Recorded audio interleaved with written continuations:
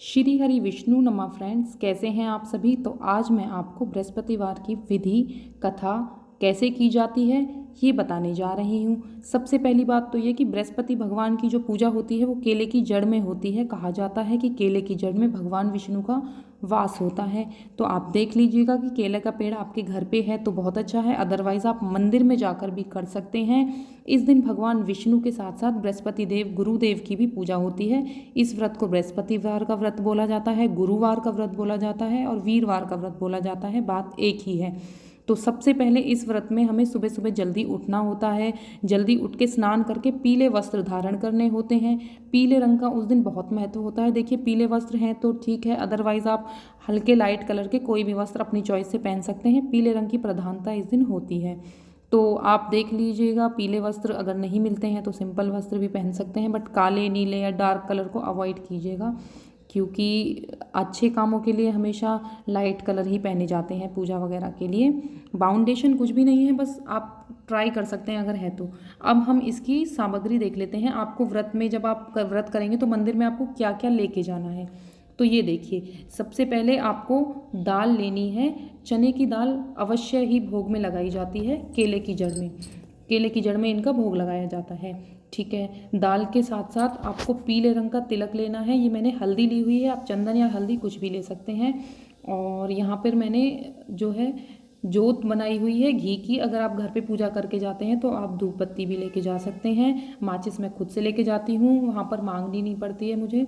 और ये है कलावा, वस्त्र रूपी कलावा आपको अर्पित करना होता है केले के पेड़ को, भगवान विष्णु को वस्त्र समर्पित करने के लिए। और हम उन्हें स्नान कराएंगे। ये जल है, जल को पीला ना छोड़ें, जल में थोड़ी सी हल्दी मिला लें और पीले कलर का जल चढ़ाते हैं तो अच्छा होता है।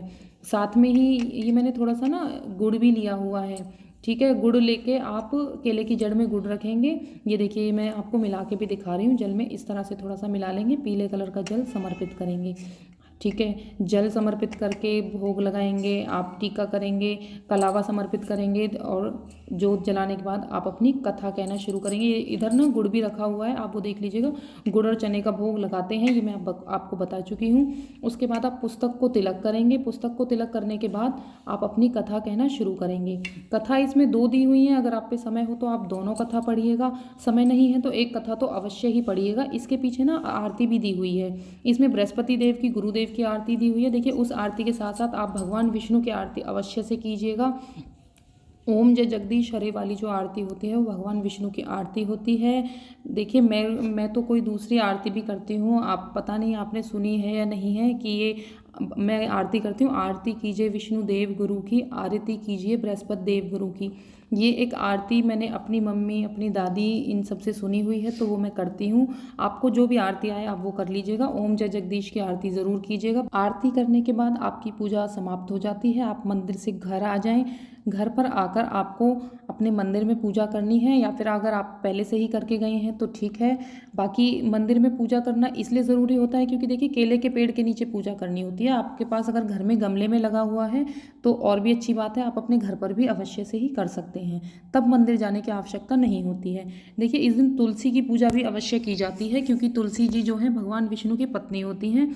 तो तुलसी जी को जब जल चढ़ाएंगे तो हम उन्हें हल्दी का टीका अवश्य से लगाएंगे और भोग लगाने के बाद आपकी जो है पूजा कंप्लीट हो जाती है। अब इस व्रत के कुछ नियम होते हैं, वो नियम क्या होते हैं आप वो ज़रा सुन लीजिए। देखिए, इस दिन क्योंकि केले की पूजा होती है, केले के पेड़ की जड़ में हम पूजा करते हैं, तो जिस चीज़ की हम पूजा करते हैं ना उसका सेवन नहीं करते हैं। यदि आप व्रत रखते हैं तो भी, और यदि आप व्रत नहीं रखते हैं तो भी, उस दिन केले का फल नहीं खाया जाता है। पूजा में आप इस्तेमाल कर सकते हैं लेकिन केला नहीं खाया जाता है उस दिन, ये आप ध्यान रखिएगा। ठीक है, अगला नियम ये होता है कि जब आप शाम को अपना व्रत खोल रहे होते हैं, व्रत खोलने का मतलब आप अन्न नहीं खा सकते हैं उस दिन, नमक भी नहीं खाएंगे। आपको मीठा खाना होता है जब आप शाम को व्रत खोलते हैं। तो चने की दाल से बना हुआ कोई भी भोजन आप खा सकते हैं। बेसन का हलवा बना सकते हैं आप, अदरवाइज़ बेसन का हलवा नहीं बनाना चाहते हैं क्योंकि सुबह से मीठा खा रहे होते हैं तो नहीं मन होता है कई बार शाम को, तो आप आटे में थोड़ा सा बेसन मिला के उसकी रोटियां बना सकते हैं, बट नमक ना डालें आटे में, ना ही नमक से बनी हुई कोई चीज़ खाएं, नमक नहीं खाते हैं। ये व्रत मीठा ही रखा जाता है। अगर आपका देखिए ये आपकी हेल्थ पे डिपेंड करता है, अगर आप रख सकते हैं तो, अगर आप नहीं रख सकते हैं बिना नमक के तो आप भगवान से क्षमा याचना करके फिर आप नमक खा सकते हैं। अदरवाइज़ देखिए रूल यही होता है कि नमक नहीं खाया जाता है, ना व्रत का नमक खाया जाता है, ना डेली वाला जो नमक होता है वो खाया जाता है इस व्रत में। तो मैं जो करती हूँ, मैं आटे में थोड़ा सा बेसन मिला के थोड़ी सी हल्दी मिला लेती हूँ। इससे क्या होता है कि वो पीले कलर का भोग तैयार होता है। पीले कलर का ही हमें उस दिन खाना चाहिए, बट केला नहीं खाना होता है। और इसका अगला नियम जो होता है वो ये होता है कि उस दिन ना घर की ज़्यादा साफ़ सफाई नहीं की जाती है।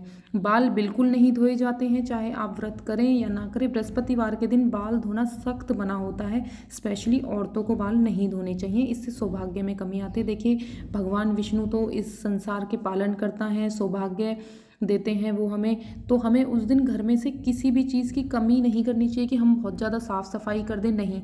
उस दिन ज़्यादा साफ़ सफाई नहीं करते हैं। हो सके तो देखिए पोछा भी ना लगाएं। पहले जो बड़े बूढ़े लोग बोलते थे वो घर को लीपते नहीं थे इस दिन, स्पेशली बृहस्पतिवार के दिन।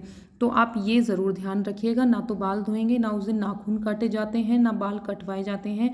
जेंट्स के लिए भी ये रूल होता है कि ना वो शेविंग कराते हैं, ना वो बाल कटवाते हैं, ना वो नाखून काटते हैं। और आप केला नहीं खाएंगे। शाम को जब आप व्रत खोलेंगे तो पीले कलर का भोजन अवश्य करेंगे। कुछ भी नहीं है तो आप आटे में हल्दी मिला सकते हैं। तो ये इसके थोड़े से नियम थे।